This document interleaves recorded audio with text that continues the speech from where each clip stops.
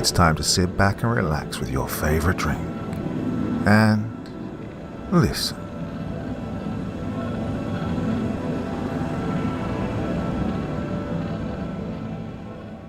I was hired as a security guard to protect a steel mill. What happened there should be made public. I am Reckless 25. Part 1. Well, it's hard to trust anyone after what happened, but knowing that the public will not be informed about the truth has made me worry beyond belief. Maybe it's because it's all too far-fetched. I don't know. I suppose I should be careful with what I say, but I now know something that was obviously intended to be kept a secret. I don't exactly know how deep they've got their hands in everything, but after I share this with you here, well, I'm sure someone will be sent to track me down and erase me from existence. Someone's always watching. However, after everything that happened, I don't really fear that or even death right now, because there's something else out there that is much more horrifying than simply taking your last breath. I need to tell anyone I can about everything that happened when I was a security guard for this steel mill. After I finish writing this, I'll submit my knowledge to a news station, but I've decided to share my information here that's more descriptive, and I'll do my best to include conversations that were important. It should go without saying that some identities will be protected. Security guards usually call fellow guards by last name, but I think I should be careful anyways. Let me tell you a bit about myself. You can just call me D. I'm a 42-year-old single male, and after being hospitalized from a gunshot wound from active duty, I was honorably discharged with compensation packets. Being hit with this quick depression, I never wanted to commit to anything other than occasionally attempting to work out and get through the pain. I was gaining extra weight. I hated the idea of counseling and thought about getting a dog, but my pain subsided enough for me to finally say enough was enough. I was losing money and it was time to get a job, so I put in several applications online to become a security guard or anything that welcomed my background in the military. Stick to what you know, right? For years, I made my way through the world of being a security guard, with the occasional aches and stiffness, and guarded all sorts of off-limit areas, government facilities, banks, offices, factories, you name it. Some employers even welcomed my license to carry a firearm. I tried not to lean towards jobs like that, but when the money's right, the money's right. Now, becoming more comfortable in the field of being both an armed and unarmed security guard, I made a name for myself and would eventually do my own freelance work for various companies in private security. Some people get paid top dollar to guard things that even I had no true knowledge of what it could be. Those jobs came with signing NDAs, and I won't lie though, I enjoyed the feeling some of those jobs gave me. Especially the ones needing people with the experience I have, just to keep their eyes peeled for armed intruders, and to fire on sight like I was in some action movie where Arnold Schwarzenegger could pop out and start a gunfight. On regular security jobs, you're not permitted to take another person's life and use deadly force. But for private security, things can get more serious. Well, this particular job, after a while, became very much like that. But far, far worse than I could ever imagine. I was contacted by a company, and obviously I'll not be naming them here, to guard multiple buildings for both day and night shifts. The area itself was barren, with a patch of forest to the south of the facility and own property lines fenced off and marked with no trespassing signs surrounding the zone for miles. There was a total of 6 buildings to guard, buildings A through F, with A being the closest to the parking lot. Railroad tracks were behind 2 main operating buildings that were labeled C and D. Building A was where they assembled parts, and a conveyor belt ran all the way through to Building C to deliver scrap. Buildings A and B were opposite each other, and by them was a trailer for workers, our guard building, and a yard for trucks to load supplies with dumpsters and a shed for maintenance. Opposite that was the parking lot, and our main gate, with a guard that seemed to be there 24/7. We can just call him Phil. Buildings E and F were used for housing supplies, and Building B was basically empty, save for some discarded equipment. The building itself was constructed further away from the other ones. There were 4 windows in the guard's office, and one that allows you to see the gap between B and A. I didn't really know what that building was used for, but I actually enjoyed guarding this place for the 9 months I was there. Well, until they asked me to sign some documents in the guards building. Then everything spiraled straight into a nightmare. The day started out like any normal day. I don't like being early or late, so I showed up right as my day shift was about to start, as always. I was greeted by Phil, showed him my ID card, and was cleared to enter. I then pulled into the parking lot, got out and headed for the guard's office. Looking around, I noticed two nondescript vehicles parked on the dirt road where deliveries would be, with traffic cones placed by one of the vans. Must be some inspectors, I thought. Once I made my way closer to the guard's office and glanced over at Building B, there was a group of men with jumpsuits and respirators gathered around the front of it. They were installing a card reader on the main entrance door, but the actual door was gone. I started walking a bit slower, and then noticed the welding machine. Trailing behind the other men, there was an industrial and very expensive-looking hand truck being pushed and supported by 3 more of them near the opening. It was carrying a brand new, heavily reinforced door. That was definitely something you don't see every day.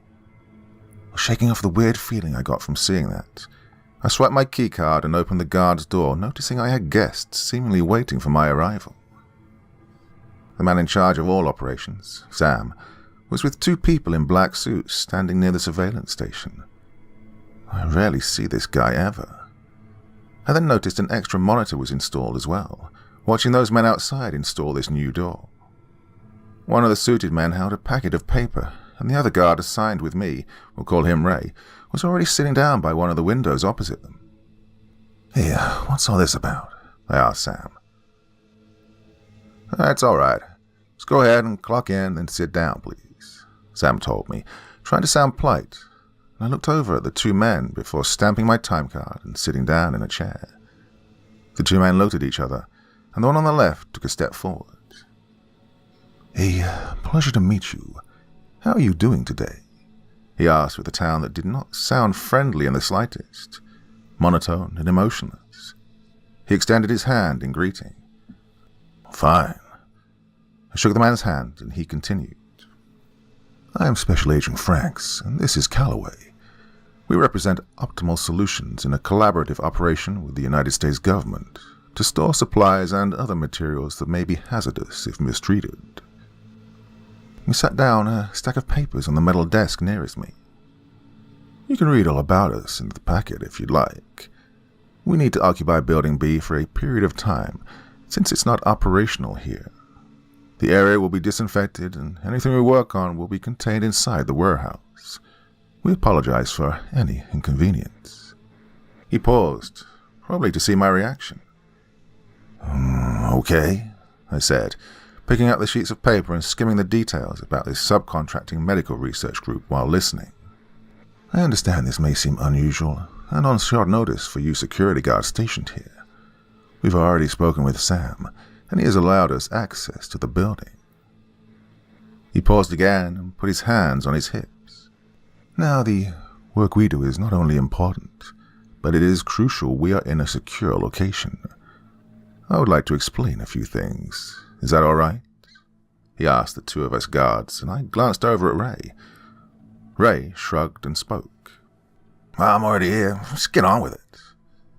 I nodded my head in agreement and looked back at Franks, handing him the pack of papers. Due to this particular work study, the identities of people involved and the nature of the work is considered highly classified, and any information about this cannot be disclosed to the public. I'm sure you've already gathered that we are installing a reinforced door over at Building B.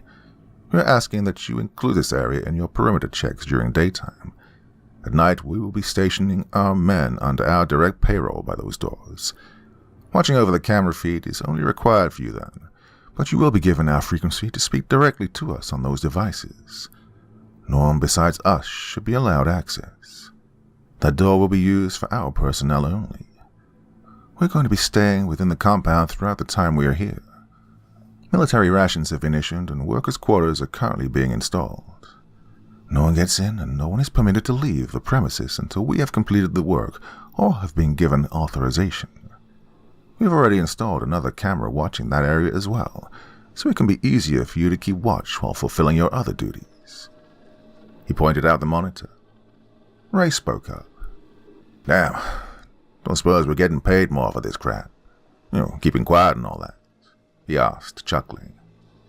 That's one thing I liked about Ray. We'd be on the same tip with money because I was about to ask the same thing. He just had the balls to ask first. "Your time and service for all of this will cause a substantial increase in your already agreed upon payment arrangements. If you do not wish to participate, you are free to leave, but you will not be able to return to this area once we've occupied it. If you want to return to work after we are finished, you'll have to talk to Sam here. Do you have any more questions?" He replied, and I thought about why they chose this location of all places. It was basically in the middle of nowhere. I had to wonder about that. And this was in the beginning of November. It was going to be snowing soon. Although I wasn't completely shocked. Companies all over the world would occupy facilities for a period of time to store materials, operate in, or even collaborate on business within this particular field when supply chain demand was low. Maybe there was something they couldn't tell us. It seemed to me that they operated through more unconventional methods, but that was obviously between Sam and them and whatever was going on in this federal-level shit. "Well, what kind of supplies are you talking about? Is it something toxic?" I asked. He just remained still, not moving a muscle, and then replied, "That is classified information. You are not to share anything about our whereabouts to anyone, and if you do, it is punishable by law, as you'll read in our non-disclosure agreement," he said, smiling, and didn't speak for a moment. "Okay, how long will you be operating here? Are there any other duties included?" I inquired. I wanted to ask so much more, but I knew when to stop prying, and I could use the extra cash. It's not like I could just outright ask them, "Why are you guys using a secluded warehouse for top-secret work?" Without them getting some level of annoyance with my questions. Now the other man piped up. "As long as it takes us to finish, your job will be no different from what you're doing already here. You're free to report any abnormalities you may find concerning at any time. We're just spending some time in the warehouse, and there may be extra tasks required depending on the situation. You do have military experience," Calloway offered with an attitude I didn't particularly like. What did he mean by that? Well, they must have spoken with Sam about me and Ray. Ray had never served, but was on the force some time ago and was permitted to carry.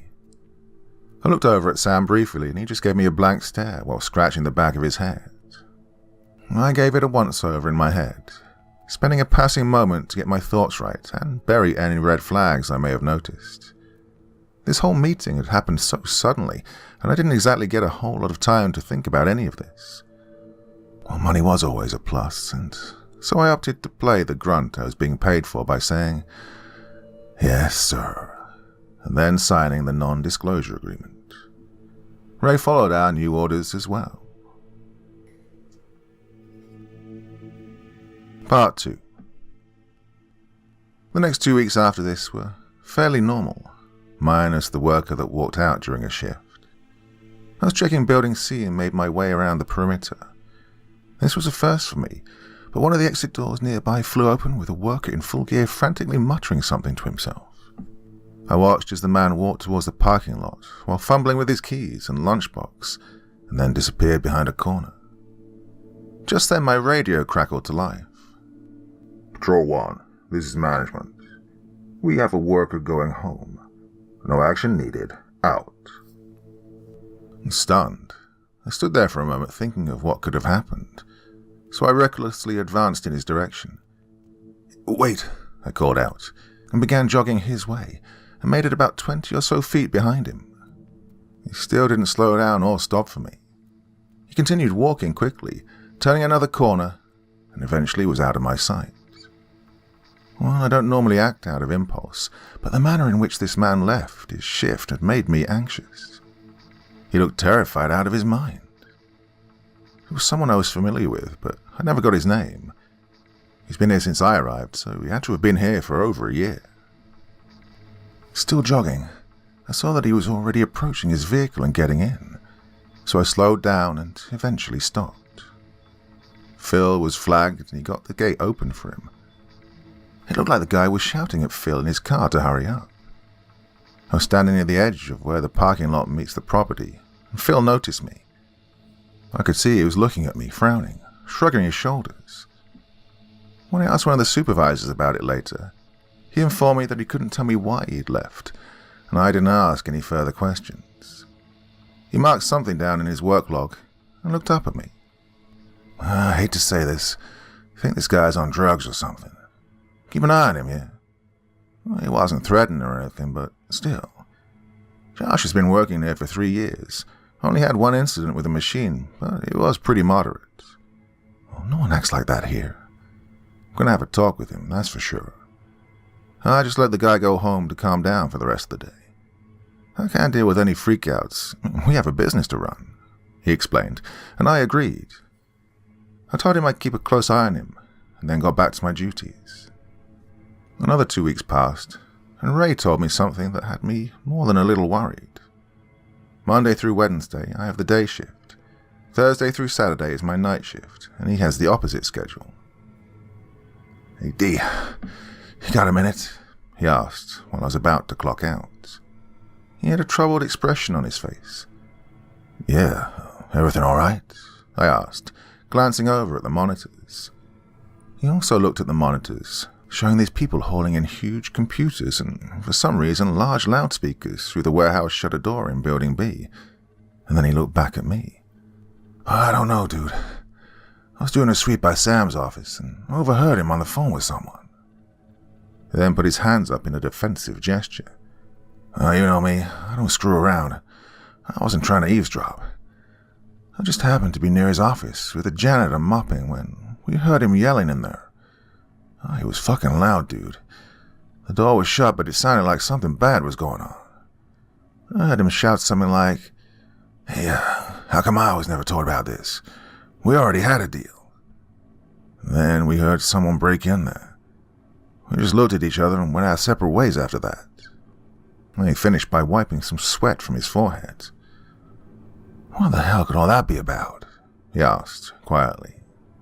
Well, I just shrugged, glancing at the monitor showing the new door with 2 guards armed to the teeth, and wondered what could be going on that we didn't know about. Looking back, I should have just found a new gig right then and there. Well, that same worker was cleared again for going home early, and I would sometimes hear strange whirring noises when I go by buildings A, B, and C. Well, not anything from the work here, but more like tinnitus. A worker on his break ended up giving me a pair of extra earplugs. Well, they barely worked. I figured that it was some kind of machinery they had in there that was causing the ringing, like some kind of emission frequency or something similar. And I did see them haul in huge machines and various computers throughout the whole process, too. Maybe something with the speakers. This only piqued my curiosity even more. Just what the hell are they doing in there? Having a frickin' concert? Oh, before I could even begin to think about bringing my concerns up to Sam, there was another duty added to my checklist right around then. One of the mill supervisors called me when I was at home to inform me that there'll be a construction crew digging below Building B, apparently to fix some issues with the piping system underneath the building that was causing some kind of leak. We were instructed to watch over that area as well once the leak was taken care of. Does it have maybe something to do with what's causing the buzzing in everyone's ears? I said, and I heard him chuckle. It was probably a stupid question, but I asked anyway. Well, I don't know.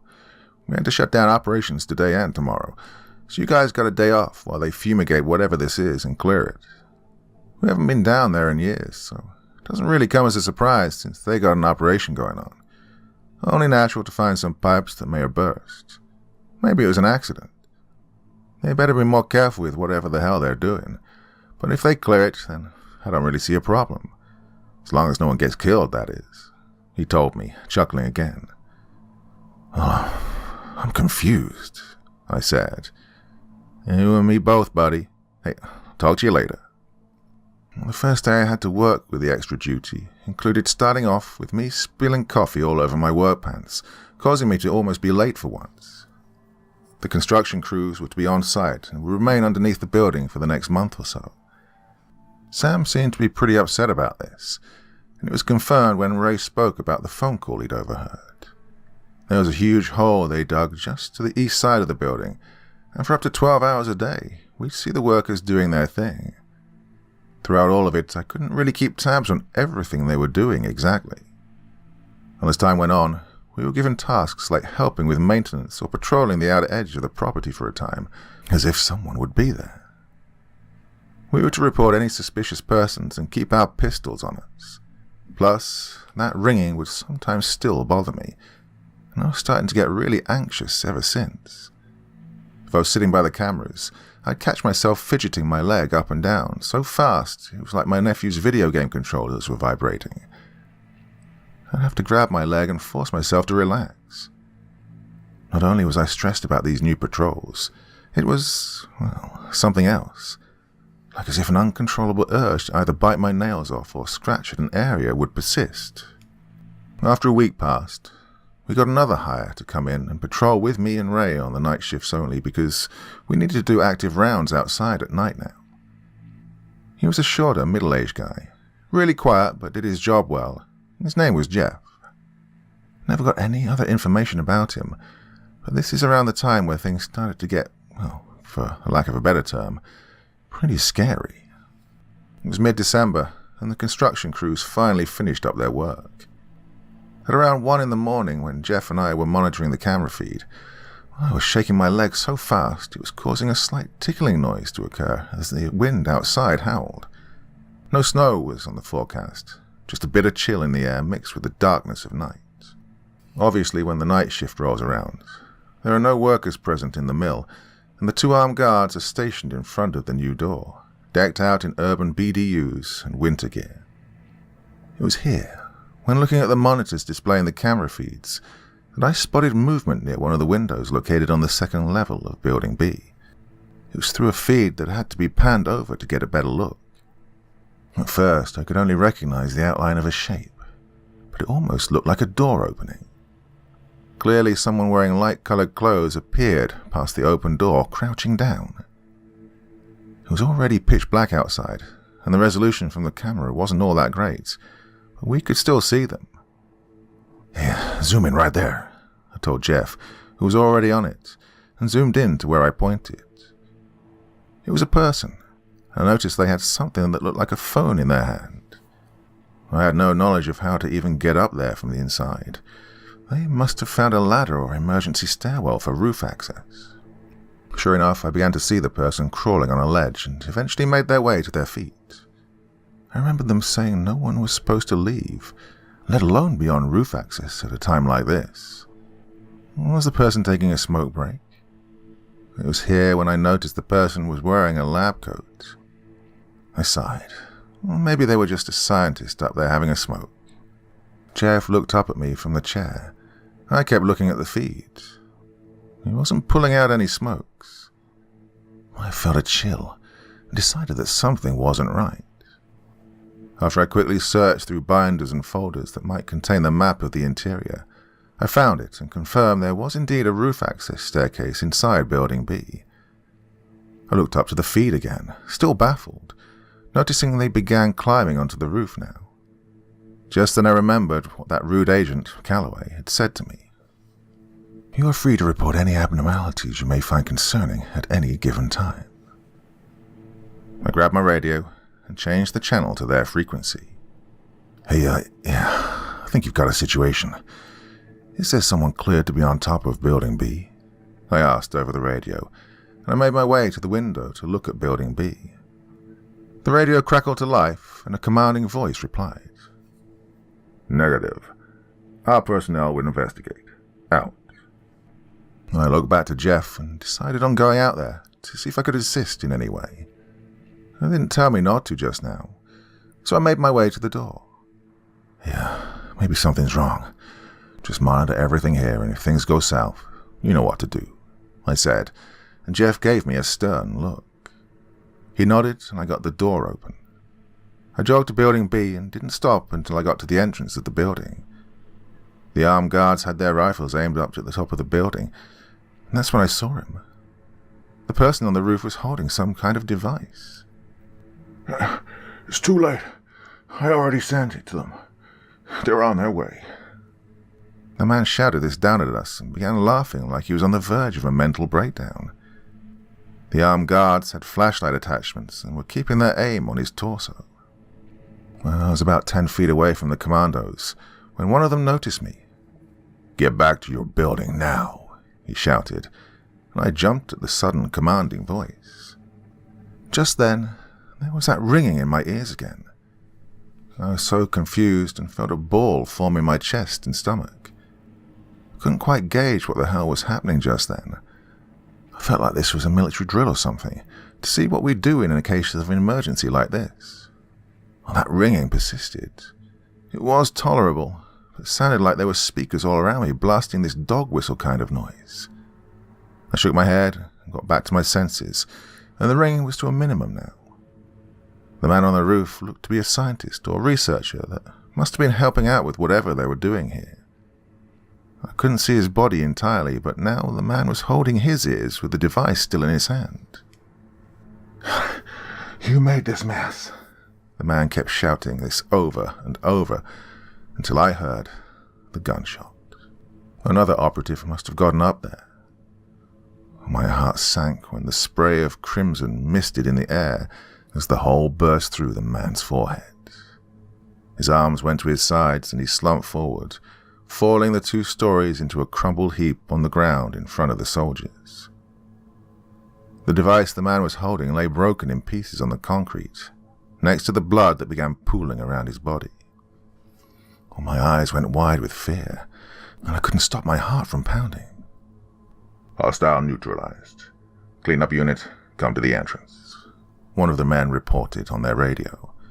Well, I should have left. I should have said to hell with the money and gone home. But now I was right in the stink of this crap. I just witnessed not only something that wasn't meant for civilians to see, but a murder. Alarm bells began going off despite the ringing that still persisted. Before I knew it, the soldier closest to me aimed his rifle at me and paced forward. "Whoa, what the hell?" I was blinded by his flashlight and raised my hands up. "Stay where you are," he shouted, and I kept my hands up with the gun dangling from my finger. "Easy, I'm not a threat."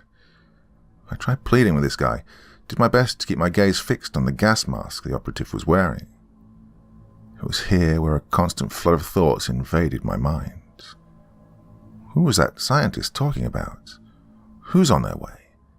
Could the armed men hear the ringing too? Was their gear suppressing them from hearing it? Was I being exposed to radiation? Are these guys even military? "Drop your weapon slowly," he barked, and I slowly put my pistol on the cold pavement. If I was going to survive, I had to stay alive and play along with their demands. I was rushed back to the guards building, told to stay put until they finished handling the situation. We were told to not call for the authorities, as a unit was already on its way for medical care. The soldier remained inside the guards building with us until our shift ended. However, we did not get to go home, and nobody else came into work that day. Well, the commandos were already freaky enough. I should have known better than to sit back and allow this to happen. But it was already too late. My gun was left outside, and undoubtedly taken by them. The jig was up, and Jeff and I were suddenly taken hostage inside the guard's office. Part 3. It was at this point where the entire facility had been taken over by this group. They had helicopters buzzing in to deploy more of these commandos under their order within 20 minutes. I know the sounds of a deployment pretty well. They had to have had commandos stationed all over the building by now, inside and out. I ventured even snipers and men with RPGs being positioned in elevated places. They were preparing for a battle. Well, here's what happened. 3 days passed and it was Christmas Eve when the people took over the facility. They were in zip ties and placed in the locker room. Commandos would periodically watch over us. We were kept hydrated and fed sometimes, and Jeff was actually still quiet throughout this. I did my best to tell him that help will be here soon and to try and relax, although it really didn't seem to faze him. We were basically POWs at this point, and I was probably a little more frightened than he was. I had to be quiet because one guy was really rude to us for no good reason, telling us that we were going to die here, trying to frighten us. We were already confused and helpless. Oh, they weren't going to just announce it, but there was no doubting we were fooled by some militia or terrorist group. However, I noticed a quick lack of morale with a couple of the soldiers. They knew they were in for it, and the actual military would be here probably any minute. God, if it wasn't for that guy escaping. One of them stopped himself and cleared his throat while the other commando remained quiet. Christmas rolled round. There was heavy snowfall, and the command stated that a winter storm was approaching. This gave them the thought that any attack by armed forces would be put off for the time being, but they were wrong. That same soldier who would give us shit remained inside the office with another operative for a period of time until they were ordered to report back immediately. This is Theta Command. All units report to your designated battle zones. Weapons free.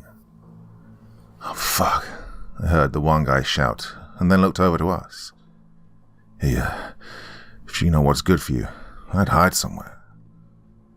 The other guy scrambled out without a word. Oh man, screw you guys. I should just kill you both right now. But he didn't. He stood there and stared at us with his hands trembling. He screamed out and took off to fulfill his orders. Jeff and I were now petrified in stone. They'd only used zip ties on us, so we easily escaped. I remember thinking about just running, but I valued my life and decided on staying inside this building. We got ourselves free and stood for a moment. Oh, I don't know what's going on here. Look, let's barricade ourselves in. We don't stand a chance out there. What if something happens and we have to call for help? Well, Jeff said this to me in a surprisingly low tone, and we both frantically began bombarding the door using the metal desk, the fridge, and the filing cabinets. Well, the two of us were strong enough to get a good blockade up. There was no time to even think. We kept finding more items to put against the door until we definitely had enough weight to hold. Well, at least for a while. After we were satisfied, we both looked at each other, panting, and then over to the monitors. Oh, what the hell, right? I remember saying, and we then scrambled over there to watch the feed. What unfolded will forever be something that replays inside my head worse than any kind of flashback from my time serving. It was an absolute massacre. First, from inside the building and to the right of us, we heard the sounds of armed forces approaching. A loud wham, then boom from within the facility, and we saw the damage on the monitor. It was definitely an airstrike on Building B.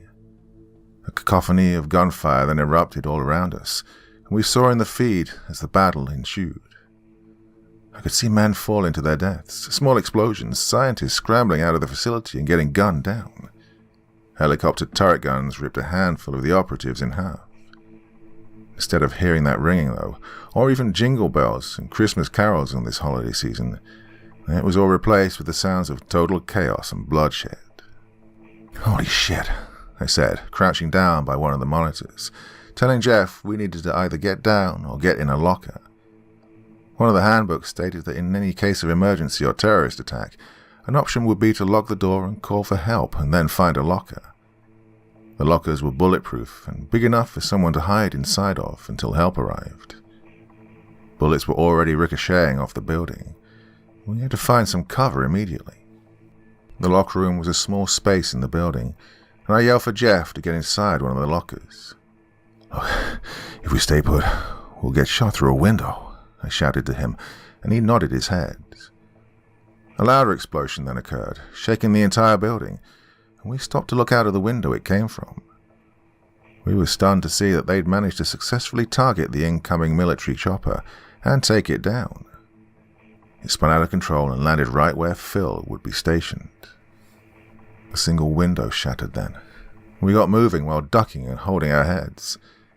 Having no other choice, we opened the lockers closest to us and squeezed in, getting down as low as possible. The suffocating dread was persistently clocking down more minutes of my life, no doubt. The gunfire and explosions outside were enough to drive anyone mad, but being trapped in a metal coffin on top of that was not on my bucket list. Needless to say, We were trapped regardless, and just needed to wait this out. After some time, the gunfire died down. We'd only occasionally hear a pop ring out every so often, and some shouting. The feed was still playing, and I had a thought. There's a record option, so I decided to get out of the locker and press the switch for it. I took a deep, long, and exaggerated breath, and then slowly got out of the locker. Jeff soon followed. "Right, let's check the camera feed. I want to record this," I told him, and he nodded. Looking around, we found a couple of stun batons to clutch onto in an attempt to feel like we could defend ourselves against any of the operatives trying to get in here and kill us. We then walked over to the monitors and found the chairs to sit down in. I'd say about 10 minutes passed then. I don't know how long the fighting went on for. I hadn't even thought to check the time. The odds, for whatever reason, seemed to be evenly matched. This was a brutal battle. Getting a closer look at things as the feed was recording everything, we noticed just how many commandos they really had. How the hell they managed to station hundreds of armed men in that facility, I have no idea. "Oh, God, I don't even know what to say," I remember saying out loud instead of just thinking it. A short moment passed, and, as if on cue, something else started to happen in one of the camera feeds that displayed an area behind building B and A. It was at this moment that a raw and all-encompassing new fear took hold. Well, there's really no other explanation for what I'm about to tell you. They obviously should have sent a larger strike team here to fight, because on one of the camera feeds was displaying a person clutching a soldier up by the throat with one arm. And he was doing something to the soldier's abdomen, but we couldn't really see. The man was at least 7 or 8 feet tall, maybe more, and was lifting the soldier up with little effort while completely fucking bare from the waist up. He looked to be wearing some kind of hospital garb, only covered in blood and grime. And with ease, this beast of a man tossed the soldier aside like he was an empty bottle. You could clearly see the muscle definition ripple and turn red, despite the quality of the feed. He just stood there breathing into the air like a mad dog, head violently twitching. Oh, this guy was an animal. It was already 17 degrees Fahrenheit out there. This was unnatural. Jeez, how the fuck is that possible? I remember saying out loud. Just then, the brute snapped his head to his left, as if in response to me speaking. I remember almost letting myself go right then and there, looking over at Jeff briefly as he looked back with shocked expressions on both our faces. Before I could even react, the man was no longer on the camera feed. "Oh, God, please help us," Jeff whispered, and I noticed him clearly shivering. I felt a horrible chill too and thought about getting in the locker again. I raised my arm and pointed to them, and he nodded to me. We quickly got back into the lockers and kept the stun baton in our grasp. Seconds passed. More time passed. Then suddenly there was a burst of loud banging on the door, and I mean loud. One of the windows burst and a rain of shattered glass poured from somewhere inside. More glass broke, and I closed my eyes and felt the ground shake. There was this horrible squelching noise, as if something long and wet were writhing and reaching for something inside the office. Whatever it was making contact with things inside of here. It even rustled the locker a bit. I was keeping my eyes tightly shut, and after a few seconds, I was brave enough to open my eyes and try to get a peek out of the vent. There were these red shapes appearing outside the small cracks. Couldn't quite see it all, but eventually the lights went out, most likely from this thing breaking all of the bulbs, and probably the monitors. I began to hear this raspy breathing through the wreckage, as if coming from a ravenous maw. I braced myself and stopped moving entirely. And then, in an instant, everything stopped. I tried my best to cover my mouth and breathe through little air pockets in my gloves, because I was basically hyperventilating. I'm honestly surprised my heart hadn't burst by then. God, I almost wished it had, looking back. A short moment passed, and we remained still inside the lockers. My breathing calmed, and I was able to quietly catch my breath. Oh, thank God for the sounds of the storm out there muffling my quiet breaths. Jeff must have been doing something similar. As the seconds rolled on, I listened closely for any sounds, but only the storm persisted. Once I had the thought to close my eyes again and take another quiet breath, I heard the most terrifying noise coming from outside. Like several nails on a chalkboard, although it was the yell of a man crying for help, perversely mixed with a dying animal screeching in pain. And that ringing came back full force, and I lost consciousness inside the locker. I don't know how much time had passed. I woke to the sound of Jeff opening his locker. Opening my eyes, he appeared before me and helped me out of my locker. "You okay?" he offered. I said yes, and he spoke again. "I think whatever that thing is gone." I looked around. The entire office had been trashed. Monitors were broken, and there were these dark marks all across the ceiling and walls. Noticing the broken window, I saw the blood trail that led to the forest from the facility out there, and breathed deeply. That freak of nature showed no signs of being harmed by the weather, and had escaped this place. That thought alone terrifies me. I looked back to the monitors and noticed two of them still weakly displaying the feed. Both the bodies of the soldiers and commandos lay fallen all around, and I could see some of their weapons still intact. "Jeff, I know this sounds crazy, but we have to go out there and find out what's going on," I said to him. "I understand, I think," he said to me, and put his head down. As a former infantryman stationed in Iraq, I feel like it's my duty to go out there and figure something out, anything. I stared at him, feeling that old sense of duty return to me, and he raised his baton. "Hey, you need backup?" he asked me, and smiled weakly. I smiled back, but I honestly didn't want the young man to risk his life, in case there was something else out there. Then again, someone to watch my six wouldn't hurt at all. "I appreciate it. Right, let's go. When we get out there, snag one of their guns. Let's try and look for a radio that one of the soldiers had. Ours can only reach within the facility. We might have a chance of calling out for their backup squad," I told him. "Good idea," he replied. We devised a quick plan to get inside Building B and see if there was a communication center, like their headquarters, still intact. "Right, you ready?" I asked him. He took a huge breath, and I did the same. "All right, let's get out through the window. I'll go first. Watch the area," I said, and we went ahead with our plan to brave the storm and head for Building B. There could be other survivors in there, who might still be armed and willing to kill us. I told this to Jeff, and he said he was ready for anything after what we'd already been through. I had the feeling we both knew this was a risky idea, but we were now in this together no matter what else would be in store for us. If no one else was coming, we had to do something, and we had to do it now. One of the windows was broken, and we could easily fit through it. The jump wouldn't be but 10 feet, so we made it easily out into the cold. It was still dark, but the sun was about to rise, so we had a dim orange glow faintly aiding our sight. We both found rifles and searched for rounds and magazines. Everything was quiet now, save for the howling wind that attacked our senses, and we made our way to the entrance of Building B. The snow was pelting us in the face. We were covered in it by the time we got inside. The opening on the large metal door had caved in from an explosion, so we slipped inside, avoiding the small fires that still blazed menacingly in the wind. Part 4. Once inside, we found out quickly just how awful this atrocity was.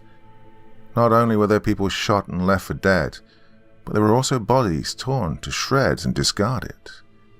That thing must have had its way with them, because blood caked the walls and bodies lay in a gory mess.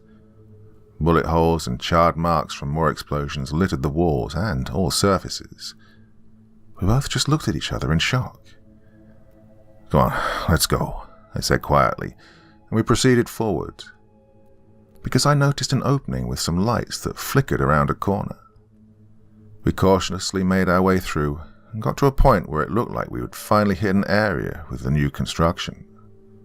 The addition was dug out deep below and made into this makeshift science lab.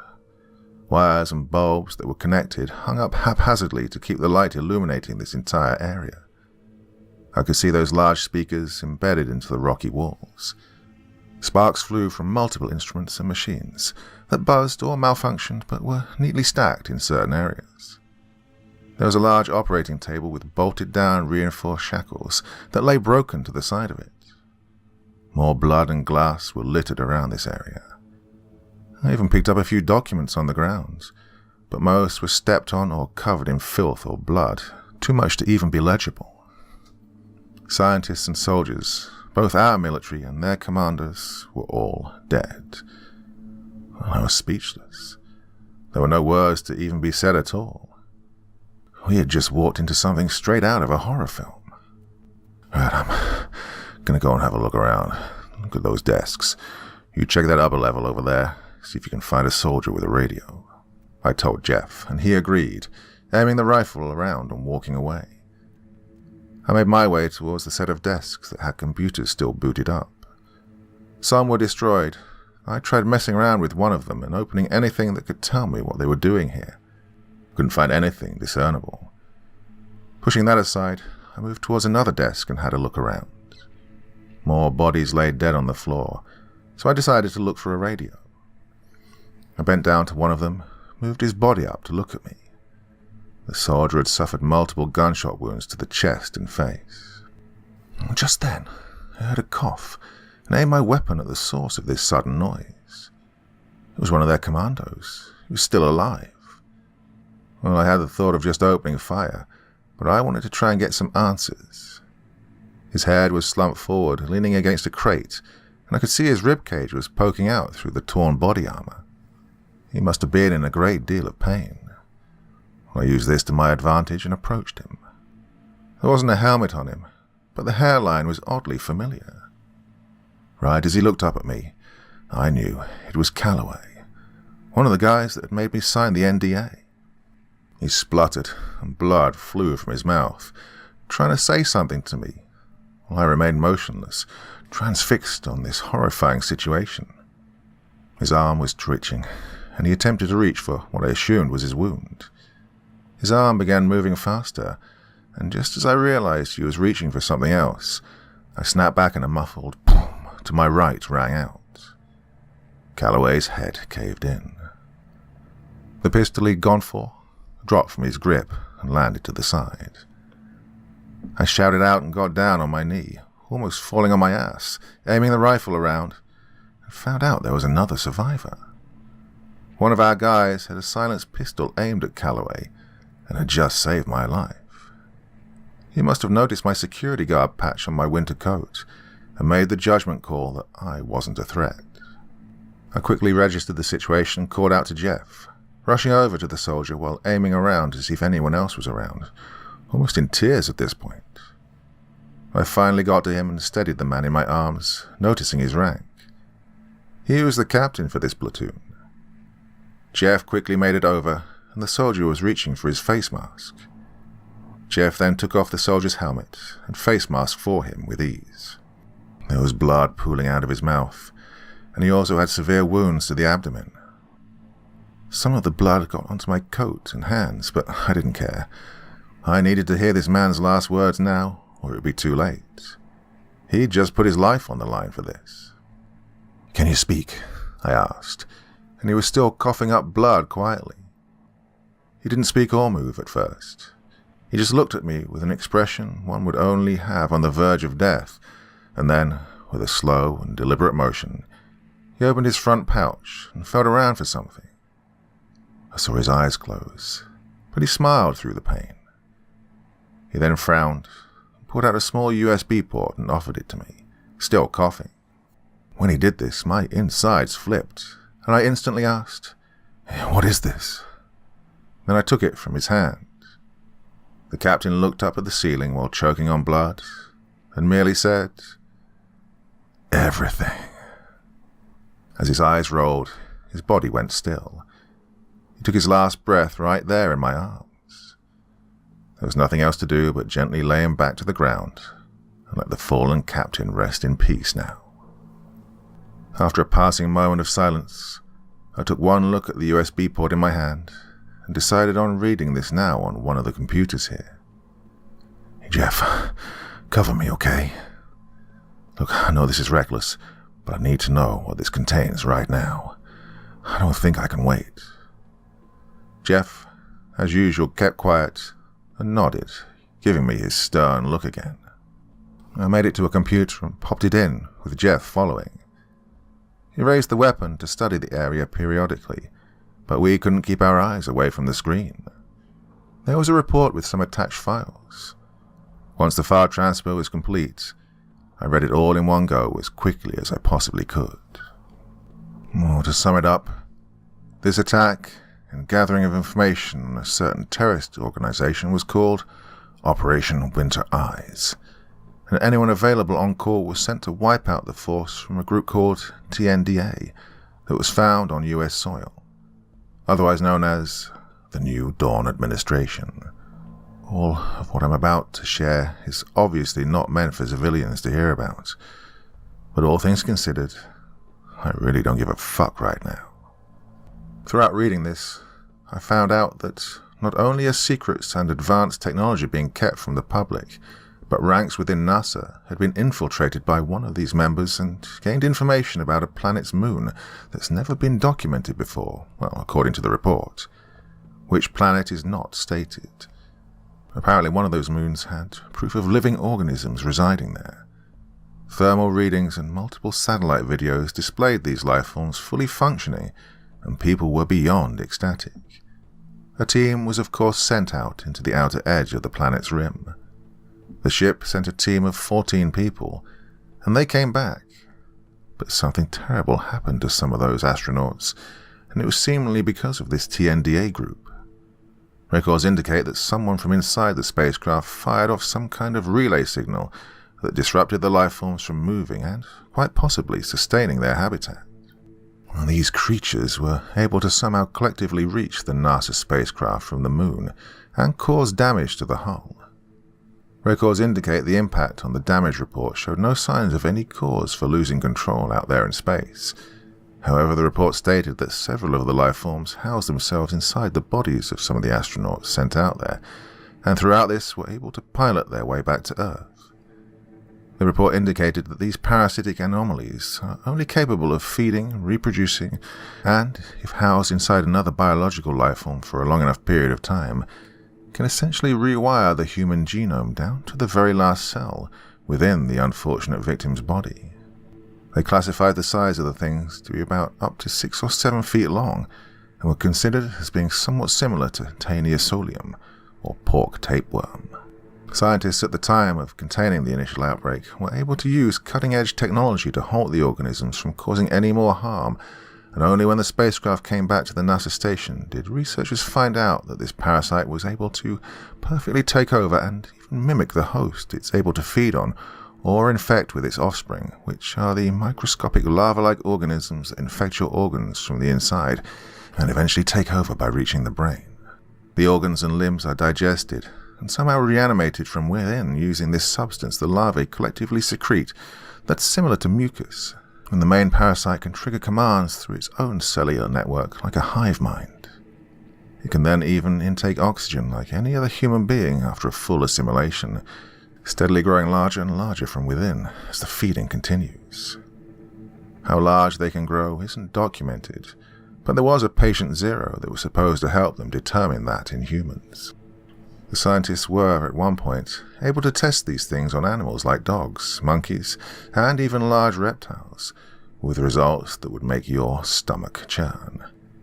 What was supposed to be a simple gather and collect data mission in space turned out to be something unimaginable, and the man we just saw toss a soldier like it was yesterday's trash? Yes, Patient Zero.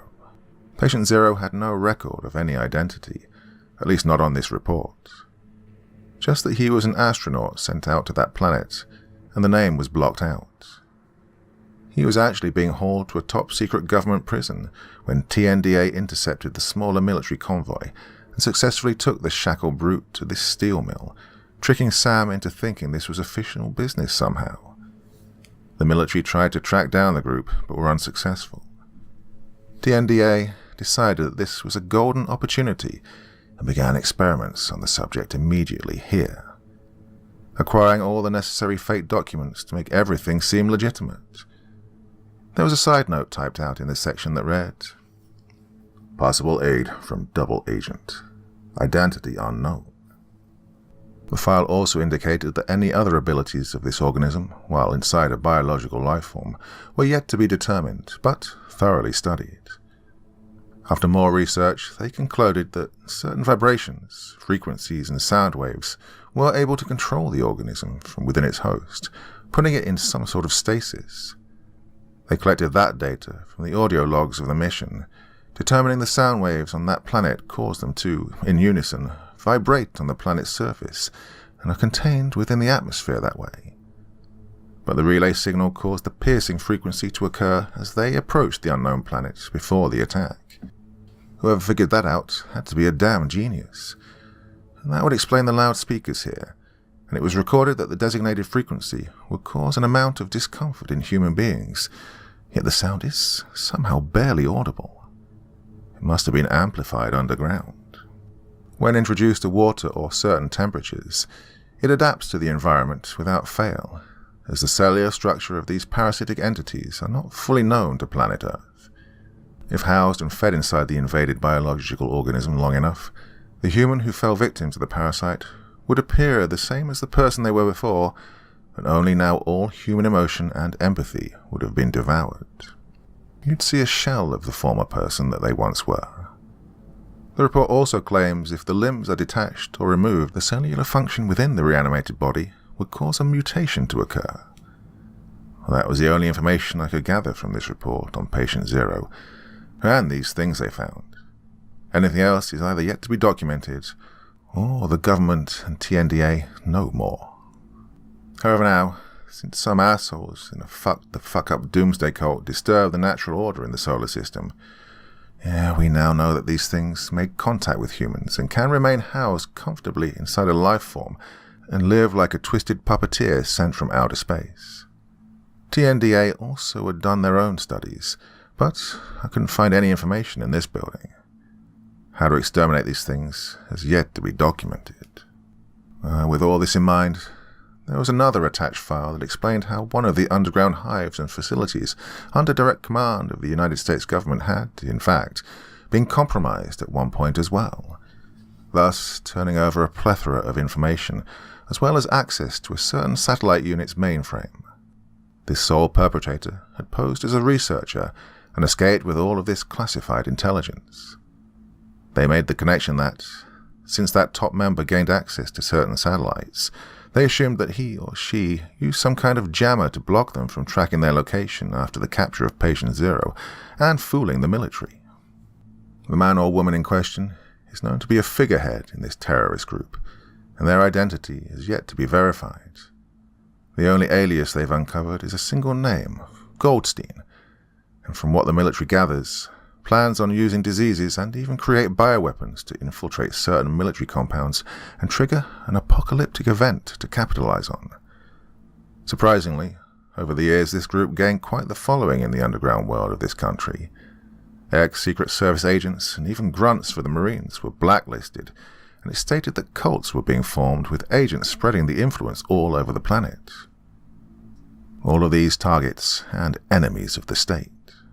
The report also mentioned a steel mill owner getting killed after speaking to a scientist over a radio transmission, informing the scientist of roof access. Sam is now dead because he tried to tell someone about TNDA. Ray really had overheard one of those assholes telling Sam about the dig, and probably more we didn't know about. Ray, that lucky bastard, was at home. Well, I'm glad. Wait until he gets a load of this, I thought to myself. What a merry frickin' Christmas this turned out to be. After reading through all of this, Jeff and I stood for a long moment and stared at the computer screen, displaying images of men that had no idea they were being photographed. Men in suits getting into luxurious vehicles with a security detail, what looked to be a team of researchers or astronauts at NASA, and these monstrous experiments the military conducted on animals, and I could clearly see what they did to Patient Zero. Yeah, they sliced him apart and reattached him time and time again to get their data. Jeff and I decided to get the hell out of Dodge. We found Sam's old company truck nearby with the keys still in his office. Thank God there was still enough gas in there to just get onto the main road and get out of there. We got in with me driving and took off down the road and past the burning helicopter. Once we made it onto the main road, there was a military Humvee on fire near a trail that snakes off by the main road as well. It was undoubtedly one of their checkpoints that got overrun in case the battle was in their favor and civilians came around. Knowing that this place was housed in the middle of nowhere, and people were rarely seen around here, I had to wonder if people could even hear the explosions and gunfire, or even if the world was listening at all, probably distracted by their phones and devices. If they had thermals watching us from above, they let us escape because I never got stopped, nor did I stop driving until we were far away from that nightmare. This just made me wonder even more. One thing that stuck out is when I took a glance in the rearview mirror. I almost stopped the vehicle. Before I even had the thought to even slow down, Jeff had said something that snapped me back to staying alive. "Keep driving." After he said this, I only nodded and sped up, because one of our soldiers was standing on the road watching us drive away from the steel mill, with his stomach entirely emptied. Part 6. This was over a month ago now. I haven't even watched the news or gone online. Just assumed the attack was completely covered up as an accident or something. This is the first time since the ordeal that I've been online. I haven't heard anything from Jeff or Ray. Jeff asked me to drop him off somewhere near his house after that, and I decided to keep moving from place to place. I doubted they'd just leave me alone, so I decided to keep running, and keep that US bought from the soldier with me, for the time being at least. Well, I'm being followed now. I know it. It was only a matter of time before I either slipped up or they were just able to find me. Unfortunately, like a paranoid moron, I slipped up by using that USB port on my laptop. I quickly grabbed it from home along with a few important items. Well, I just wanted to confirm again that what I was seeing wasn't just some hallucination. But, well, it triggered something, a failsafe or whatever.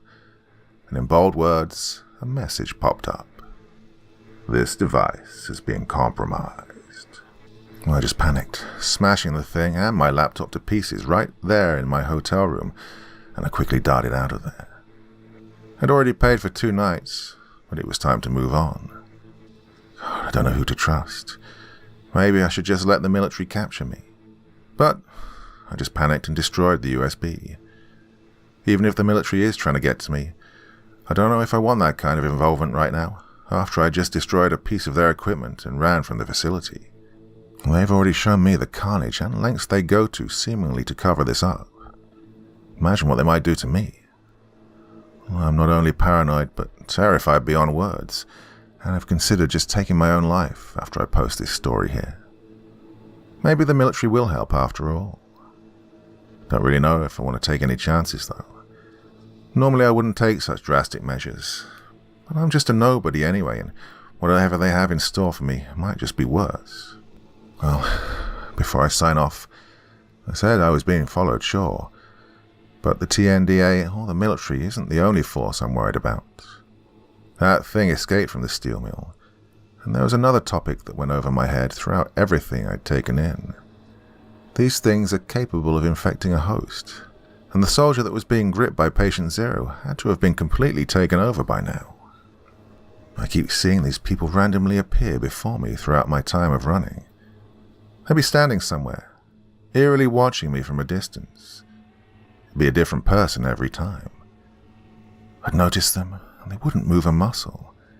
They'd just remain still with their eyes fixed on me no matter where I go. I'd walk through a crowd of people, drive somewhere, take a risk and grab a bite or a drink somewhere, and boom, there they would be. Faces fixed in a blank expression, focused on me and me only. Somewhere either outside a window or even close by, being mere feet away.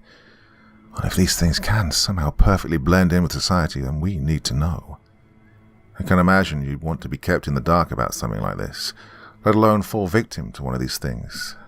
And if TNDA somehow captures this monstrosity again, then who knows what might happen. Well, it's late in the morning, and I'm currently held up in some shitty hotel room yet again, paying cash and not using my card or real name for anyone to track. I've taken to drinking again, and eat sleeping pills like candy every night to attempt at blocking out my night terrors. Wow, didn't even realize how long this had gotten. Even so, when you go through something traumatic, reliving the experience can become easy. I honestly don't know where else to go. So to whoever actually takes the time and listens to this, just know one thing. Something beyond our wildest imagination exists out there, and there's nothing we can do about it. Let this be a warning to those who wonder about the secrets of the world. Lock your doors, give your loved ones a hug and a kiss, and remember that danger could be closer to home than we may think. Hopefully, someone who can actually help listens to this and does something. The world may very well depend on it.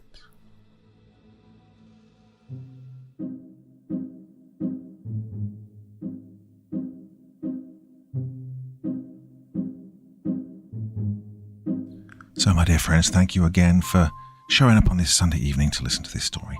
I do love these sci-fi special ops, military kind of things, as I'm sure you realise by now. Yeah, that's another one, another great one there, and I hope you all enjoyed that one. Well, trying to get back to my normal rhythm and everything, and it seems to be going pretty well so far. Thank you for sticking with me. This has been a really tricky few weeks. As, I've mentioned this a few times before in the recent videos, but I do appreciate you all sticking with me, and especially all the kind words that you've shared. Well, that is it. I will be back again tomorrow evening with something else pretty damn good, to be honest.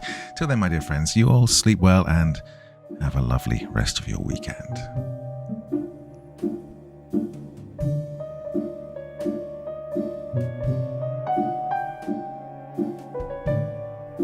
Thank you so much for taking the time to listen to this story today. It really means a lot to me and to the author of the story, of course. Well, if you want to know more about me, I'm pretty much everywhere on social media. You can find me on Facebook, Twitter, Instagram. You can download my music on SoundCloud. I've got a Patreon if you feel like throwing me $1 or $2. Very much appreciated. And of course, on Reddit, I have a place where you can leave stories if you want me to read one that you've written.